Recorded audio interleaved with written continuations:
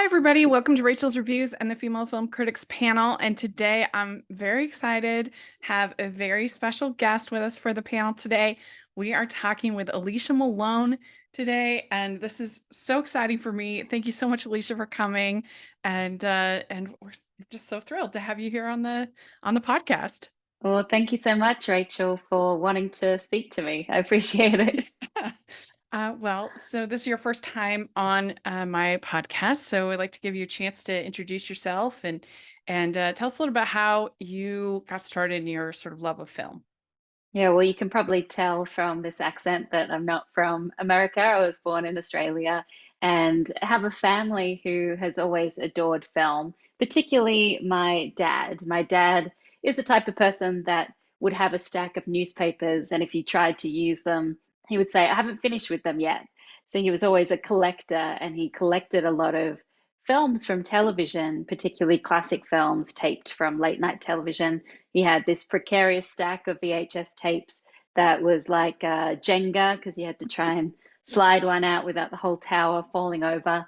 And it was really through him and my family that I discovered films, and in particular classic films. The glamorous world of Hollywood really caught my eye from a young age, and it wasn't until I was much older that I realized that it was a very strange, it was very strange for someone so young to adore Cary Grant the way that I did.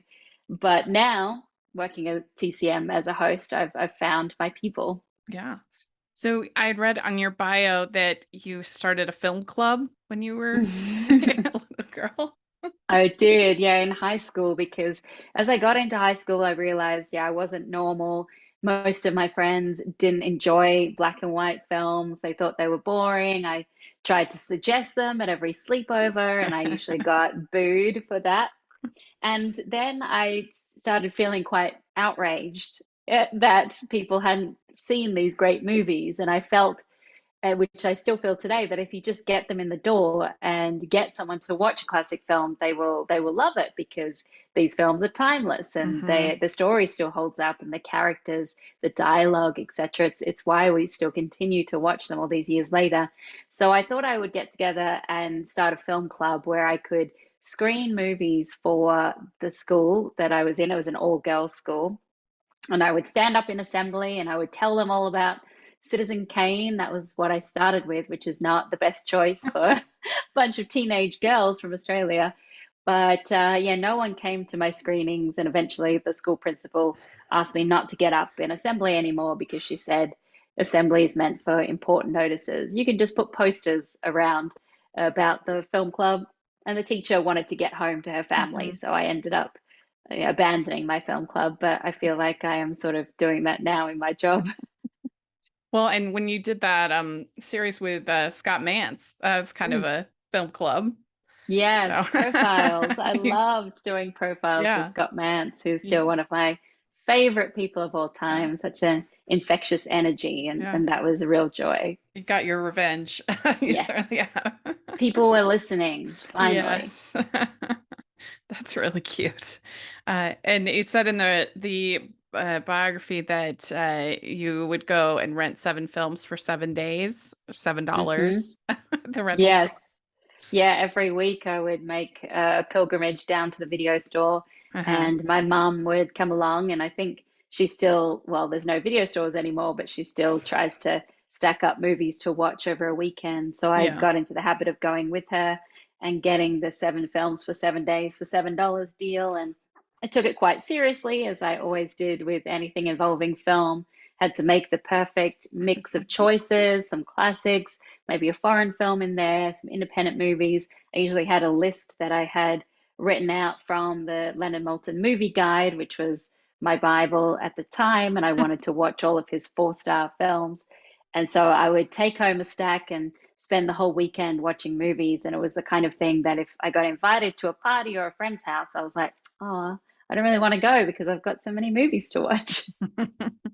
Yeah, I think that in general, I mean, I don't really miss the rental stores too much because the rental fees were always a problem, but and the late charges, but I do miss the fact that you would come up with something unexpected, Mm, that because now if you have to purposely go and find what you have to search, streaming or whatever, and find Yes, whatever you want to watch. And so it's harder to kind of stumble upon something and be like, wow, this was actually really, really good.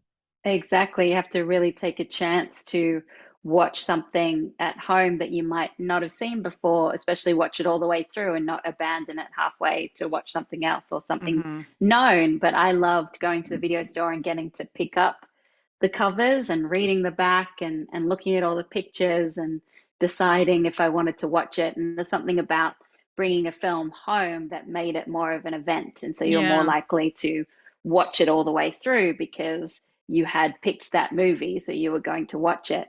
And now it's just harder. I find I spend so long just searching and then abandon it, Hmm.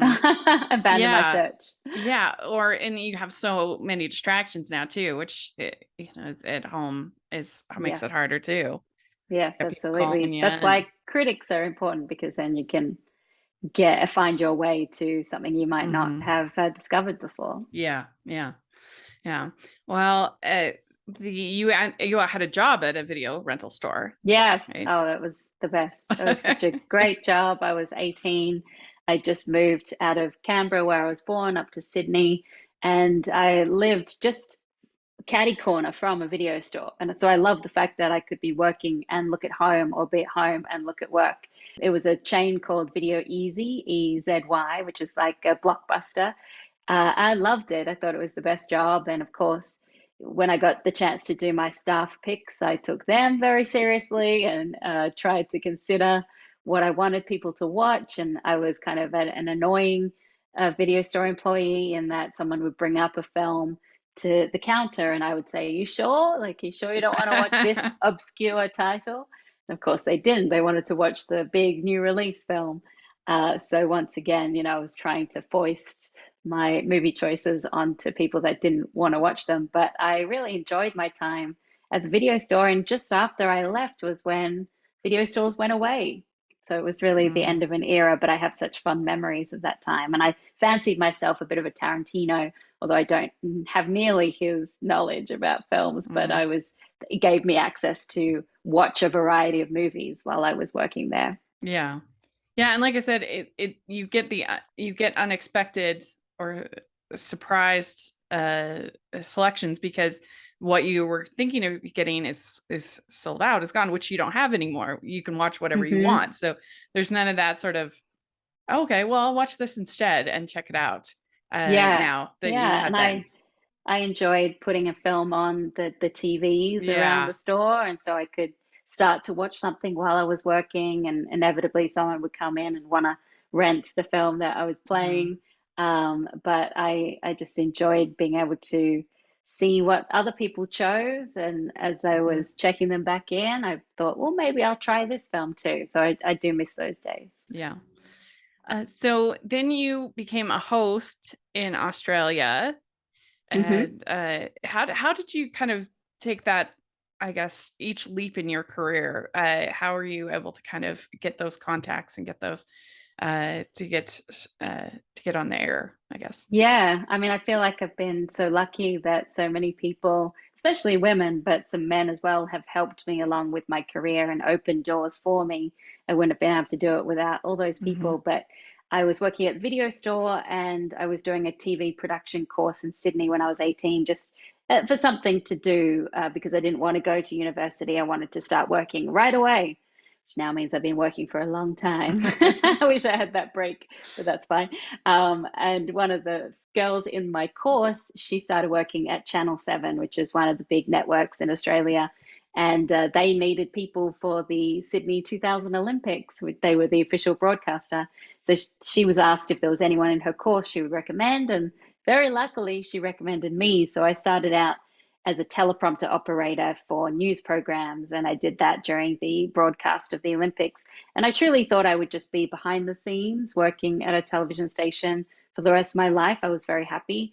Then one day, one of my friends working at the station, again, another lovely girlfriend, showed me an ad in the newspaper for a job at a movie channel in Sydney that was dedicated to movies. They had three movie channels, one for classics, one for independent films, and one for new releases. And they were looking for a producer slash editor. I hadn't done either of those things, but I just kind of exaggerated my experience in the interview. I quickly did a crash course in Final Cut Pro before I had my second interview. And then they said, oh, don't worry, we'll give you training in Avid because they didn't use Final Cut. So I started off as a producer and editor. And then I was seeing all the fun things that the host got to do. And it was never about wanting to be on television. For me, it was just about wanting to be the one who got to talk to the filmmakers or got to tell an audience about my favorite films. Again, just wanting to share my recommendations and force people to watch them. So I pitched myself. I heard in the programming department that sat next to me that they were trying to fill this 1 minute 30 slot that they could never do, and they didn't want to put multiple 30-second promos in between the movies. And then I realized that on the shoot that I was directing and producing, we had paid the crew for 4 hours, but we'd only used them for 2 hours. So we had a spare 2 hours.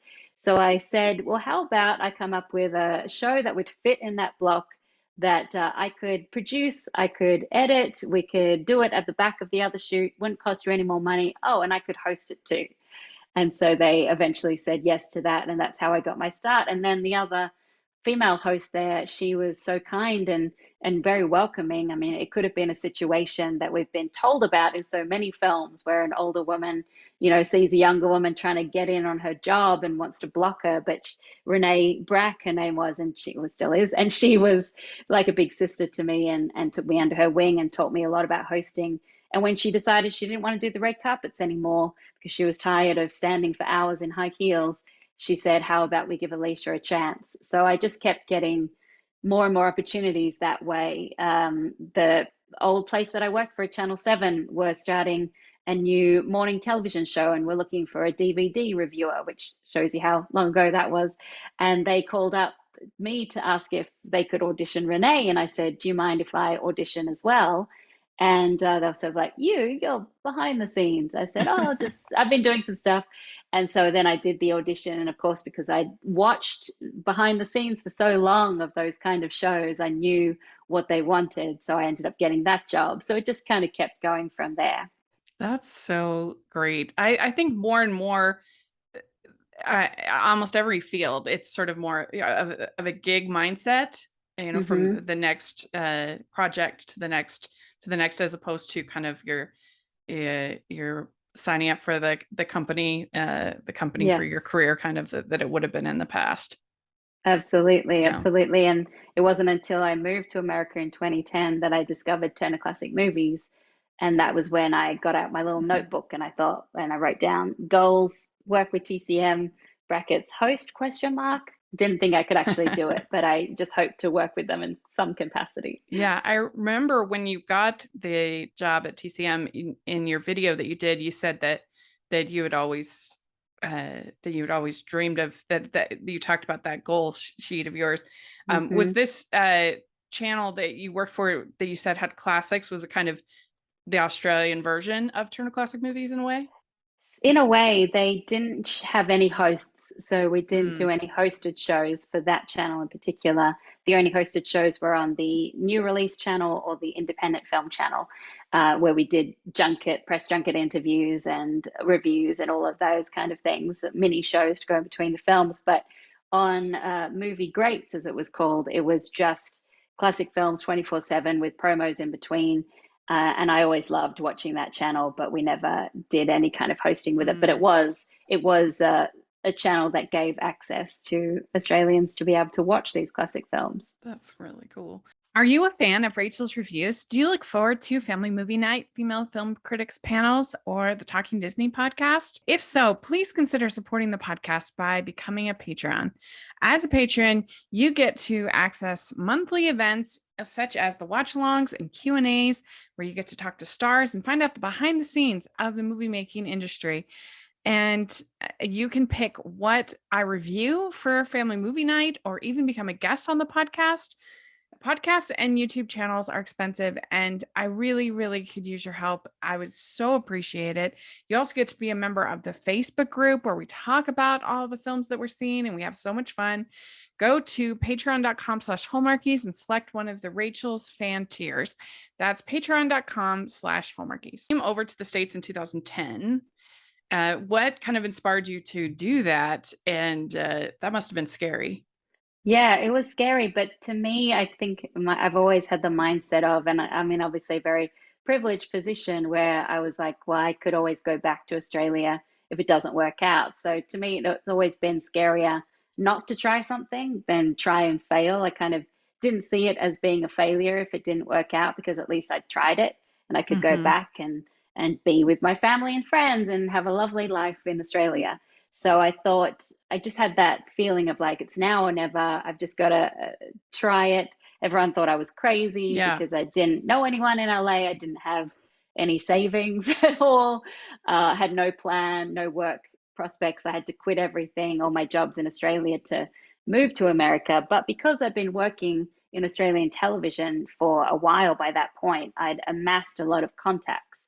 So by the time I got to LA, I knew I could send out a bunch of emails to all the producers at all the different networks who I knew and say, hey, I know that you have your regular LA correspondent, because they always did, who went to those press junkets and red carpets and interviewed all the stars. But if you need someone extra, if someone can't do it or Hmm. someone's sick and you need someone to fill in, like I'm over here now, whether it's in front of the camera or behind, I don't mind. I will do anything. So that's how I started to get work eventually. Um, but yeah, for a while there, and even as I started to work, and it was like you say, gig to gig to gig, with sporadic money coming in. There were plenty of times when I thought, "What am I doing?" I was in my early 30s. At that stage, I just turned 30, and all my friends were getting married and starting to have kids and buying houses, and I was eating toast for dinner because I couldn't afford anything else. But I just kind of stuck it out, and I really enjoyed it as well. I loved being in Hollywood, with all the energy. Hmm. Yeah, I just came from there. I had a long 10-day trip because I was there for the Hollywood Critics Association TV Awards. Yes. And so yeah, it's a really energetic place to be, but it is kind of intimidating. I mean, I've thought about should I go out there? But I admire you. Not only, I mean, for me, it would just be moving from Utah to California. I mean, Mm. moving from Australia, that's a big Yeah, it was that's a big move, and it is a very intimidating place. And yeah. it's a place that I really enjoyed the energy at first, and I found it invigorating that everyone has big ambitions. People move Hmm. there to chase their dreams. They don't really move there for any other reason. Everyone's in Right. the entertainment business. But after a while, after 10 years in LA, that started to grate on me a little bit, or you started to see more of the It's shattered dreams, yeah. the dreams that never quite made it, or the fact that the people that did make it, it was through a series of luck, and it's not necessarily the most talented people who make it. And I started to feel like I was losing myself as well, because you get wrapped up in what you should look like and how you should be and how you should perform, because you just see so much of that. You're around it all the time. Yeah. Well, you were able to cover a lot of the film festivals. And Hmm. so you did cons and Sundance and TIFF. And I mean, I'm here in Utah, so I've covered Sundance every year for the last 7 years. And so that's a really fun experience. But Yes. what was that like for you, especially being such a film buff to now be covering these film festivals? Oh, it was a dream, but it was Yes. hard. I mean, Yeah. you know how expensive it is to go to these film festivals, Yeah. especially Cannes. So I had to, it's always a chicken and egg scenario where I had to try to pre-sell or just promise all these different outlets, I can get this interview, I will review this film, I will cover this red carpet, and then figure out how to actually do that, and then try to recoup my money at the end, or at least break even, or sometimes not make a profit. But just to go, A, was great for my career because, as you know, if you're there and you're a reviewer, you get to review a movie before other people. It helps you sell that review, or it helps you gain status in your career. And secondly, just to be a film buff in a world of film buffs in this little Yeah. pocket, this little bubble, because it seems like the whole world stops and you're just in this film festival bubble for the time that you're there. And I was one of those crazy people who would see 5 films a day, starting at 8 a.m. and ending past Hmm. midnight, and just I was in heaven. I still love film festivals because it has that energy about it, the buzz where people Yeah. start talking about the films, and you're like, oh no, I haven't seen that film. I've got FOMO. I've got to try to figure it out. It's yeah, it was a lot of fun. Yeah, I love that. And you're talking in line and being like, "Oh, yeah, that's a good Yeah. one. Okay, I got to make sure I fit in that one." Because at Sundance they had the locals pass, and they didn't in 2020 is the last one they did live, but they didn't have the locals pass the same way. You had to pick 10 for 2020, but previously, if you got the locals pass, you could just go to any screening you wanted and just show your thing, you're in. Mm, It was that's great. the best. And so yeah, you'd listen in line and ooh, okay, I gotta Yeah, check got to that see one that. out. I remember one year that I went to Sundance. I had 25 cents in the bank, and I thought, can I Oh my make this gosh. work? I'd already bought the plane ticket, but I ended up crashing on the floor of this apartment that was filled with film reviewers. I was just sleeping on the ground. And then it was lucky that they had this Morningstar, because I'm vegetarian, Morningstar veggie burger pop up on Main Street where they were promoting the new veggie burgers that they had. So every day, twice a day, I went there to eat because it was a free burger. So I was just it's surviving on burgers. And that year, I also hadn't got a very good pass, so I couldn't get into all the big films. But I ended up having a great experience where I saw very weird films, some of Yeah. which have never made the light of day, never seen the light of day. They just Yeah. disappeared. But it was a fun experience to go in completely blind and not know what you're going to see. That's sometimes the best way to do Sundance because especially now that it's been so co-opted by Netflix and Yeah, you're Amazon. gonna see those films anyway. Sometimes literally that week. I was Yeah. so annoyed in 2020 when because I didn't get the locals pass that year. And I got the grand pass, which is just for one building where they screen movies. And they had the Taylor Swift documentary as the Mm. first movie in our pass, and they had it for the last movie. So they Mm. gave up two movie slots for the Taylor Swift documentary, and it aired that week on Netflix. No, I know. That's I'm that's so always the mad. that's always what I think now when I go to film festivals. I do try to be strategic and think, okay, Yeah. what are the films that, I either won't get to see for a long time now that I don't have to write reviews and I don't have to see certain movies. Hmm. I'm like, what films might I never get the chance to see Yeah. anywhere else? Or especially if they do classic film screenings like they do in Cannes and at Hmm. Telluride and at Toronto. It's always great to try to catch some of those. Oh, I'd love to go to cons one of these Oh, days. It's well, the big one I really want to go to Annecy because I'm a huge animation fan, and to go to the hmm. Annecy Film Festival would be amazing.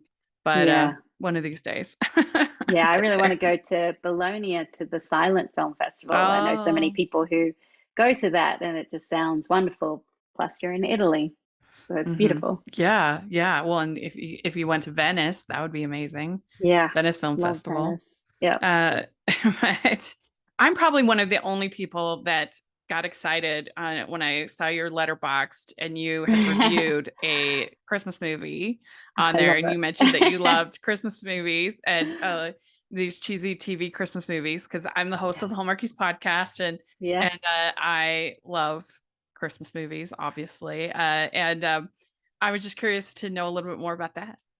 Yes, I used to call these films my guilty pleasures, but then, as many people have said, and I agree with, it should be no guilt about a film that gives you pleasure.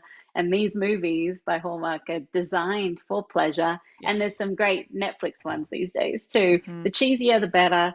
I was telling you an email, I'm a sucker for any film where it's an overworked city gal who goes to a small town for Yeah. Christmas and, meets a guy that she hates at first. They don't get along, and of course, they fall in love. Yeah. It's just so comforting. Sometimes you need, especially around Christmas, I find the holidays can be tough or they can be exciting, depending Hmm. on your situation. I've always been far away from my family. So Right. I get to have Christmas with friends, but I don't get to experience that same kind of family Christmas that many others do. So these films are like a big warm hug. I love to watch a film that sometimes I love to watch a film where you know the beats. Like you can predict what's going to happen. Sometimes you can even predict the script the next line of dialogue they're about to say, what the twist will be. And that's part of the fun. I always watch these with one of my friends, Matt, and sometimes he's over in New Mexico where he lives, or sometimes he comes over here to where I live and we watch them together. But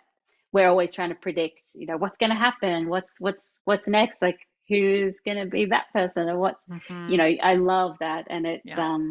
it is comforting when you know that there's going to be a happy ending, particularly in this day and age, in this very uncertain world. Yeah. Yeah. And I think I mean, I don't think it's a big secret that Hollywood basically stopped making movies for women. Yeah, And I think Hallmark was so brilliant to see that and actually start making rom-coms again, particularly at Christmas. And it's not obviously not all women like the same things, but in general, the most movies made today are made for 17 to 23-year-old boys. yeah, And so it's just refreshing to have one exactly. place where you're going to get a sweet love story and you're going to be able to just enjoy a ridiculous Christmas experience.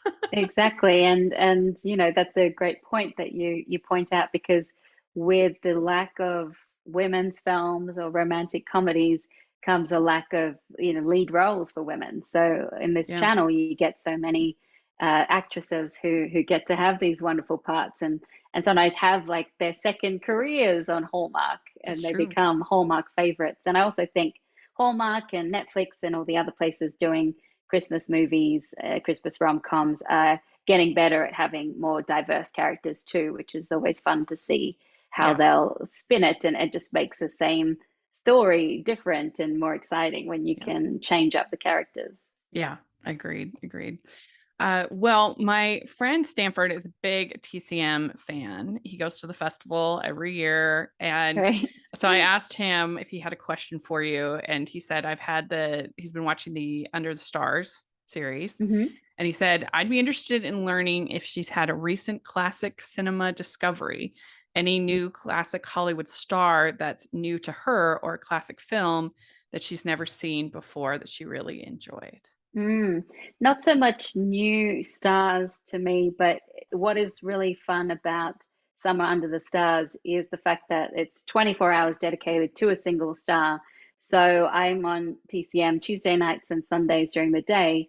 So what I get to do is get to watch a series of films with the same star in it. So you get to learn more, particularly when I'm writing my scripts, about their life and their filmography, and sometimes get to see films that you've never seen before featuring a big star. And one of the days that I really enjoyed working on this year was William Holden Day, because of course you get to delve into Sunset Boulevard and also Network later on in his career, but getting to see some of his earlier films, one I'd never seen before called Dear Ruth, which is just a really sweet movie where he plays a soldier who has been writing to this young woman, Ruth, in a small town. He gets a short time of leave from the army. He comes to see Ruth, and Ruth has no idea who he is because it's Ruth's younger sister who has been writing to him this whole time. But Ruth decides to keep up with the charade in order to keep this soldier who's just been at war happy.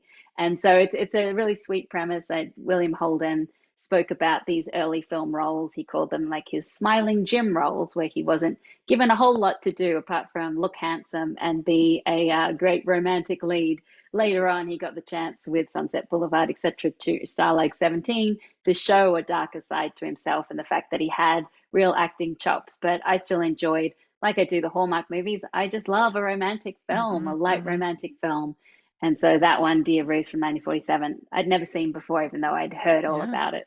It's like early catfishing. Yes, Yeah. exactly. Yeah. Yeah. I mean, it's people think it's easy to pull off these rom-coms. It's not. I mean, I've No. seen enough terrible ones to know the difference. Exactly. It's hard. I mean, everyone always says, and I've been guilty of this in the past too. Like I could write a Hallmark Christmas movie, but actually there's a lot more Yeah. involved than you would think on the Hmm. surface. Yeah. Yeah. You have to get that banter right and the You've got chemistry to has get to that be right. chemistry, you got to do some misdirection. Yeah, there's a Yes. lot that goes into it. But I have always thought that it would be a good idea to do a Hallmark rom-com at a film festival because they have all these Oh festivals yeah. like that are fake Yeah. and that nobody has festivals for things they have festivals for. I know, But especially like this is Christmas festivals. a real festival that actually Yes. happens, and you could have like you could either have it be a like film critic and a or you could have like them putting on the festival and like sparring or Yeah, you you could could have have yeah. someone who loves the movies and someone who thinks they're rubbish and is Yeah. dragged along to the festival. Yeah. It I would be love that. It'd it be would very be meta. yes. It would be good. Then you could bring out all the Hallmark stars to just have Yeah. little cameos. Yes, that would be it would be good. I'll have to write that someday when I have time. Yes, please do. I'll watch it. Okay, good. Uh, so here's the interesting question. Do you have classics that you kind of think, not that great? Yeah, I mean, I have said this before, and I know people get upset when I say it, but Westerns have never been my favorite genre. I think it Hmm. just like there are wonderful examples of Westerns that I do truly adore, but just as a generalization, it has always been a genre geared more towards men and often not had wonderful roles for women. Mm. And I just haven't found many Westerns that I could relate to. It's also it can be difficult to watch Westerns through the modern day eyes when you see the depiction of Native American people and knowing how impacted real lives. So I always find it difficult to love, even though I can watch the searches and I can appreciate all of it, its beautiful cinematography and the dialogue and what it was trying to say about racism. It's still not a film that I love or I gravitate towards or Yeah, a genre. I'm with you there. I also, for me, usually the pacing of sci-fi I struggle with. There's some Mm, obviously that I enjoy, but a lot of them like, okay, let's move it along. slow, I yeah. struggle. I struggle with sci-fi. But what's a movie from the last like 5 years that you think will be on TCM in 50 years? Like one that you Oh think will be yeah. a new classic? That's a good question. I've been thinking about this of like what defines a classic, and of course it's hard to say with hindsight what we'll still find intriguing and still want to watch years from now. But for me personally, I love a film that doesn't, apart from the Hallmark Christmas movies, I love movies in general that don't give you everything, explain everything to you as an audience member, that leaves some ambiguity there because there's nothing better in my mind than watching a film with friends and having a discussion about it afterwards about what you thought and what they thought, and you could have very different feelings about a movie.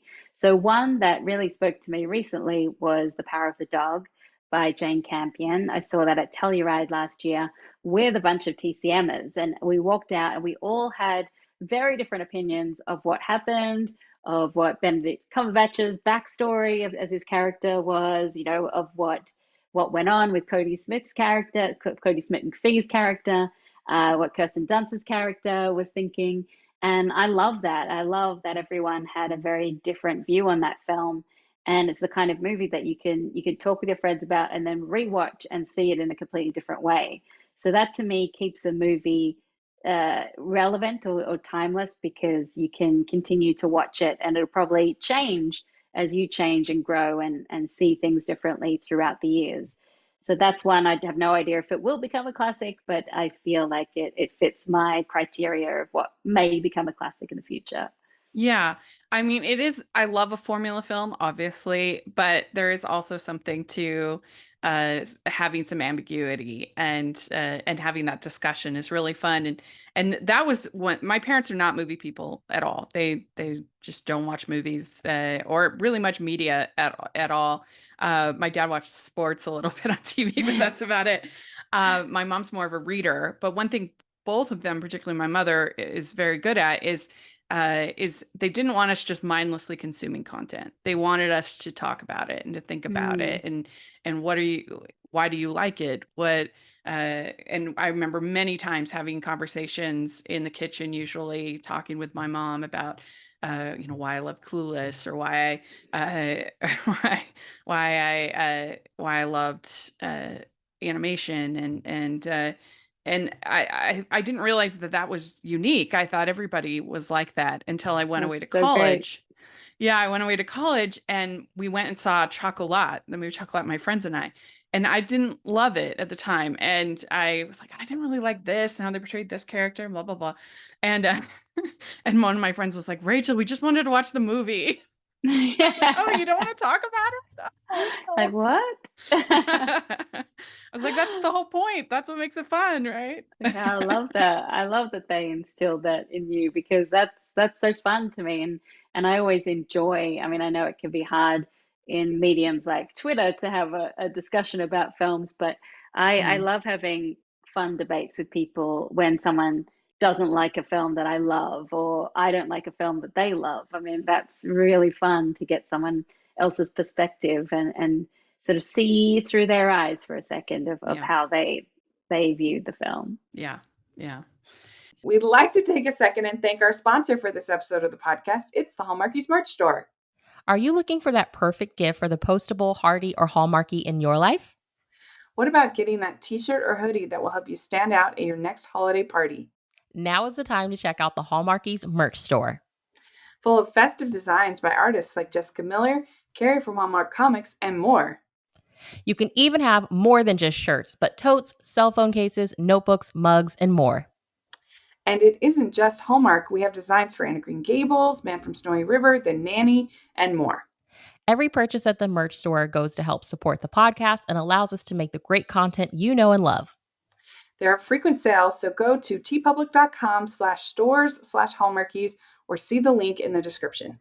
That's tpublic.com/stores/hallmarkies. I think for me, if I'm thinking of what do I think, well, I mean, I love the movie Your Mm. Name, Oh, this yes. Makoto Shinkai. That's one of my favorites. So I think has the potential to be a new classic, I guess.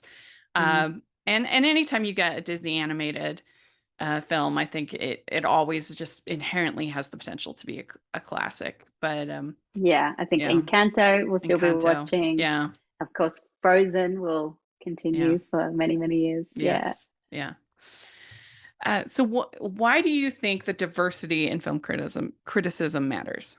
That different Oh, voices. yeah. I think it's so important because it makes it more interesting for people to read reviews and get a variety of opinions on a film. Of course, not all men think alike, not all women think alike, but if you can have just a variety of perspectives, it will help audiences decide what they want to see, and they can really get a balanced view on the films that are out there. And it helps you to discover a favorite critic, someone that you can relate to, someone whose tastes might mirror your own, especially as we were talking about with this day and age of so much content. You often need a guiding hand to sort through it all and just discover something that might become a new favorite or a new classic and you don't know about and hard to find. So I Mhm. think critics can really help in that way. And it's been, luckily, there's been a lot of conversation in the last few years about, wanting to have more of a diverse critic field, particularly with Rotten Tomatoes. They've been doing a lot of work and research into that, and that really helps.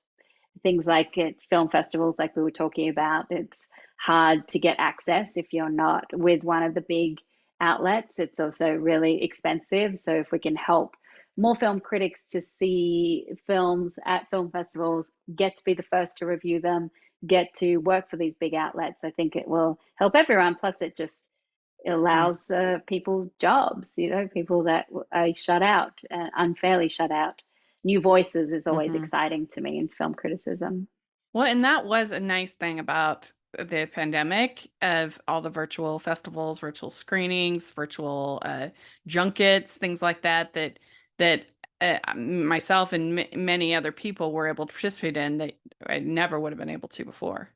Yeah, I think before when I moved to LA in 2010, I had to move to LA Hmm. to make that career happen because that was where you needed to be. You could be in New York as well, but everything was happening in LA. And now with the pandemic, it seems like it has opened it up wider to people across the country. that's also important, not only diversity in gender, in race, but also in location, Hmm. because you get to share your views on films to a wider audience. And also, I think often we forget about audiences in the rest of the country in between LA and New York Yeah. when it comes to films. Yeah. And I think especially if you're going to have places like Hallmark making demographic specific content, Hmm. that is tailored to particular audiences, you need to have people from those groups saying, no, no, not good enough, or yeah, this Exactly. is what we want, do more of that. And I feel like the studios need to have at least one check that is not box office related, Yes. saying this is not good enough.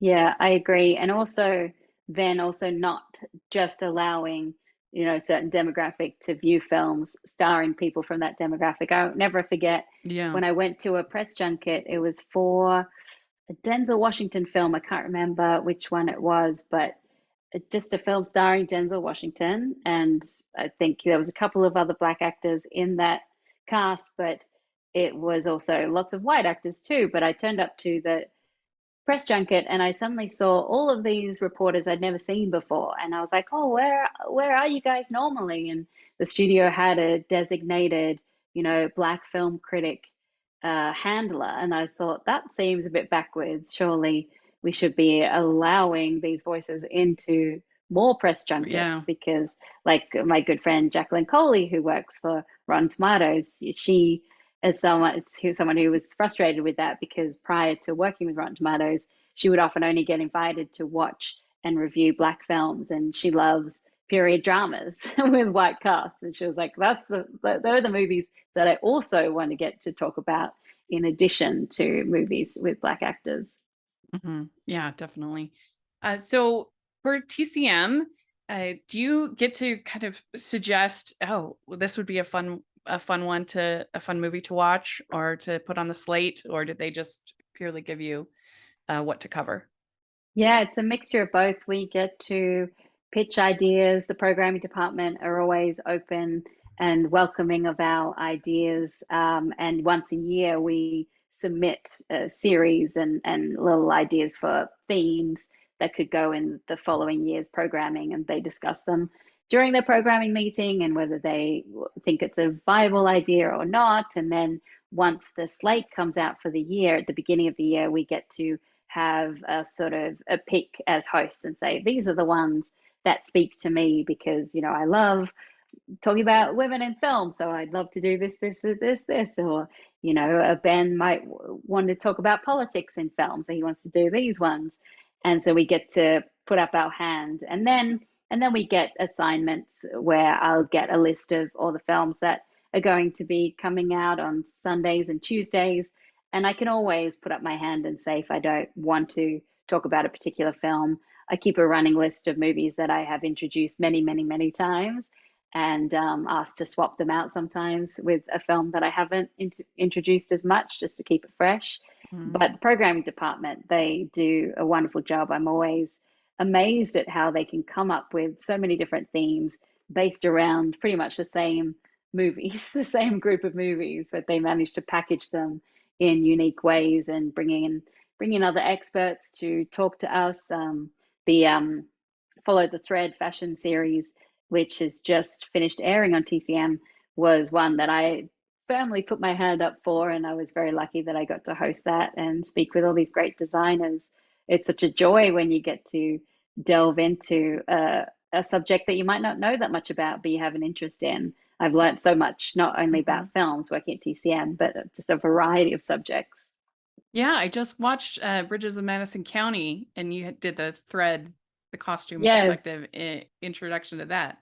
So that was really Yeah, fun. that was so fun. I think I did 70 something introductions altogether for that. And I had help when it came to the writing of those scripts. So we have a great writer called Hannah Jack.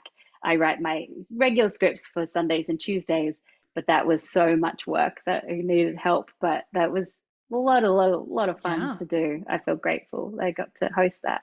So I didn't realize that you all actually write your own introductions. Yeah, most of us do. I mean, it depends on the host. And when I started, they had writers that were assigned to my scripts, and they were very kind in me saying, "Oh, so I don't want to take any work away from anyone." But I just love writing and I love researching, and that's the fun part for me, is getting to watch Hmm. the film and then go down this rabbit hole and think about what I find most interesting about the film and hope that I can communicate that to the audience during my introduction. So they kindly let me write the scripts for my Sundays and Tuesdays. That's so cool. I love when they have Leonard Maltin on and do the Oh, yeah. animation. It's Yeah. so fun. I'm sure it's harder now with like Disney Plus and other things like that to get some of those films, it was the way I watched like the UPA movies and things like that. Mm. Really fun. I just love Leonard Maltin in general. Like I Yes. said, his movie guides were my Bible as a young kid, and I can't believe that I actually know him in person. I Right. used to watch him on Entertainment Tonight. I used to rush home from school so I could catch his reviews on Entertainment Tonight, which played like the day later in the afternoon in Australia. Hmm. But he's someone that I just admire Yeah. so much as a font of all knowledge. Yes. Yes. Well, you've written your own books, and Yeah. I've read the Backwards and Heels, and I really enjoyed that. Thank you. How did that all happen? Especially that Yeah. first one. Well, yeah, again, a lot of help from people. I had done a TEDx talk about women in film and women in Hollywood and why we need more women in Hollywood in 2016, I believe, something around there. And I had a friend who had written a book, and I said, "How did you manage to write a book?" And he said, "Well, I have this publisher, and I could put you in touch." So he put me in touch, and then they saw my TEDx talk and they said, "Oh, would you be interested in writing a book about women in Hollywood?" And I said, "Absolutely. I've never written a book before, but it was always a dream." Again, it was on the little goal list that I had written. Mhm. And so I pitched a bunch of ideas to them, and they liked so many of them that they said, "How about we do a 3 book deal?" So it was a Wow. rare occasion where, I was given a book deal before I'd even written a book. So that was always the best part of the whole experience for me, was after I'd signed the contract, but before I'd actually done any work. So I could say, "Yay, I've got a 3 book deal," without realizing, "Oh, I've got a 3 book deal. I have Yeah, to write 3 books." that's a Like, lot. whoa, that's a lot in 5 years. So I got to work with Backwards and Heels. And of course, being my first book, I bit off way more than I could chew by thinking, yeah, I'm going to do the whole history of women in Hollywood through various stories. And I'm proud of that book, but of course it could have used like more editing and more work. And you always think that, I think, about your books. And then after the first one of my other ideas was to have my favorite films directed by women. And I kept getting asked the question, okay, so we know there's a problem with women in Hollywood. What should we watch to support women in Hollywood? And I didn't want it to be just my voice, so I opened it up to other reviewers to submit reviews for that book. And then the third idea was a more personal take, which is my latest book, Girls on Film, which explores many of the things we've been talking about today, how I started in classic film, and more importantly, the women in films that have inspired me throughout my life. But interesting about the first book, Backwards and in Heels, it came out at the right moment, where it was released in August 2017, and small publisher, so I needed to do a lot of my own marketing, and no one was really interested in reading the book. I hadn't been on TCM, not many people knew who I was, and no one thought the subject was very sexy. But then, the Harvey Weinstein, Me Too movement started to explode at the end of the year. And not that I wanted to profit from that in any way, but finally people became interested in the topic, and people suddenly wanted to read more about it. So it sort of happened at that right moment where people started to consider how to change things in Hollywood, which is great to be a tiny, tiny, tiny Mhm. voice in that Yeah, large discussion. that's great. Well, had been following you. Like I said, I'd watched the profiles and on Schmoes and things like that. So that's how I got introduced to you into the book and Yeah, everything. And I really enjoyed it. I'll have thank to you. read the other two because I'm sure they're awesome. Thank But you. that's a great accomplishment. My sister's actually, she's a fiction author, and she just had her first regular novel. She's had a graphic novel that was pretty successful. Anyway, it actually just barely debuted today. Oof, so Yeah. So exciting. this Oh my is gosh. very exciting. Yeah, Anybody who writes a book is amazing to me. fiction, I wouldn't know where to start. That's Yeah. a whole other exercise. And like I've said, I mean, I may change my mind, but I feel like 3 books is good. Yeah. I don't need to write anymore. It's more than I thought I could do. You're So not going to I'm get another happy. three book contract. No, no, please no. Well, very cool. Well, I like to end my interviews with some fun, silly questions. So Okay. here we go. What is the best ice cream flavor? Oh, peppermint stick, pink peppermint stick. Mm, I love that one. I love anything peppermint. yeah. What's your favorite color? Pink, Pink. Very good. just What love it. music are you into? I love all the crooners. So I love Frank Sinatra, Mm, Dean Martin. I listen to crooner radio nice. 24/7. It's fun. My mom calls it lounge music. She's like, why are It you is listening like to that loud? lounge music. My favorite. Yeah. What is your go-to date night food? Oh, date night food. I would go for popcorn because I think movie dates are the Hmm. best. Well, I always say, at least on a first date, you do the movie, and because people do dinner and a movie, but no, it should be the Yeah, reverse. I Movie agree. and dinner. Movie and dinner. And yeah, movie, then you're sort of warming up because you don't have to have that Yeah, and intense then conversation straight away. And then you have something to talk about yeah, afterwards. I like that. exactly. You can talk about the movie. All right. Hmm. Well, we kind of talked about it. Next question is what's your go-to date night activity? But it's Movies. movies. Yes. All It's a good right. way to like test as well whether someone's Yes. compatible.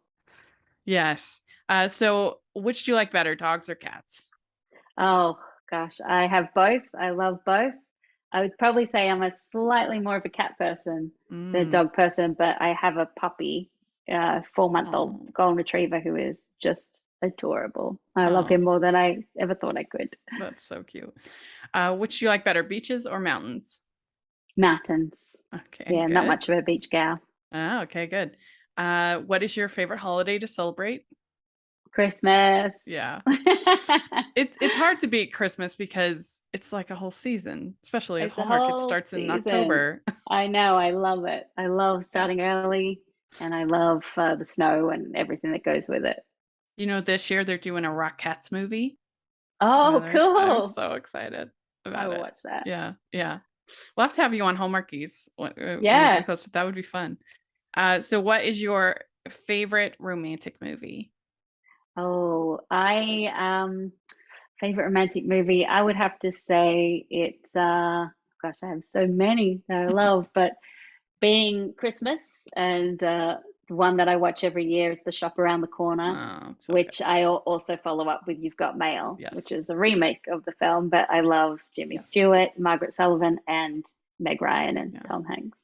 Yeah, I was thinking about it with the recent Father of the Bride movie that came out, which I actually really enjoyed.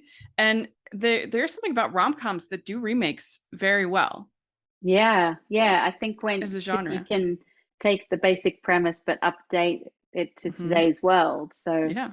the premise still works and then you just add in. I mean, they should do another You've Got Mail shop around the corner because Yeah. now that email looks quite outdated. Well, and Hallmark has done like so many. But some of them are actually good. There's one called Deliver by Christmas that's really charming. Oh, I haven't Yeah, seen it. you'd like it. It's really Gotta good. write that down. Yeah. Deliver by Um, Christmas. but yeah, like I think the remake of Sabrina is as good, if not better, than Controversial, I but know, no, I like controversial. that one too. But just because I don't feel like Bogart is into that movie at all. Like I don't, there's no Yeah, chemistry. I don't feel like they're yeah. invested. No, I So love William Holden and Audrey Hepburn. I mean, yeah, Audrey's yeah, hard to beat, but yeah, I did enjoy the remake too with yeah. Harrison Ford. So yeah, it's interesting that I don't know. It's just one of those genres that even if it's not a direct remake, if it's an homage to Hmm. those, I think it works well more than other genres. I think, but Yeah, I agree. anyway, well, thank you so much for coming and talking with us. This was a delight for me. I just loved hearing about your journey, and so thank you so much. Thank you, Rachel. It was so fun to talk to you. I'd like to thank Alicia for coming on the podcast. This was so much fun for me. If you want to listen to all of our female film critics panels, the playlist will be in the description. So definitely please take a look at that. If you're listening on iTunes, please leave your ratings and reviews. That helps so much. And if you are watching on YouTube, please give the video a thumbs up and subscribe to the channel. I appreciate that so much. I also have the Patreon group and merch store where you can get Female Film Critic Panel merch. I would so appreciate that support. And the patrons, we have tons of film discussions, and it's just a fun place to be a part of. And I'm doing the AFI Passion series where you can read more of my thoughts on film. So please take a look at that. I would so appreciate it. And thanks again to Alicia. This was a blast. And we'll talk to y'all later. Bye, everyone.